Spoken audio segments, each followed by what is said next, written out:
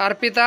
आता आला आला आला आला उन्हाळा ते पण संपत आलाय उन्हाळा आता कुठं फिरायला जायचं हिवाळ्यात सांग आता उन्हाळ्यात सुट्टी लागली पवनचे पप्पा हा मला तुम्ही नेणार का मी सांगते हो सांग सांग कुठं जायचं फिरायला पवनचे पप्पा हा रेवदंड्याला जायचंय अरे बापरे ती कुठं काय मला काहीच माहित नाही की अर्पिता अहो तिथे लय भारी देव आहे कुठलं देव आहे ते नेमकं तिथे का नाही हा म्हणजे सद्गुरू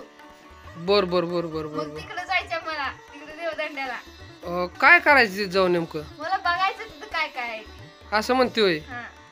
बर बर जाऊ आपण काही दिवसानं जाऊ बरं का अर्पिता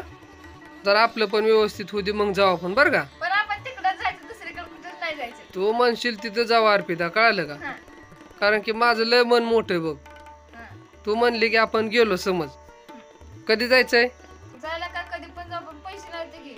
बरोबर येतं ना अर्पिता पैशाचं काय एवढं पैसे टेन्शन आल्यावर जाऊ मग. हा चालते चालते त्या देवाच्या कृपेने पैसे आले की आपण जाऊ बरं का जोडीन जाऊ मस्त पैकी हा Done? डन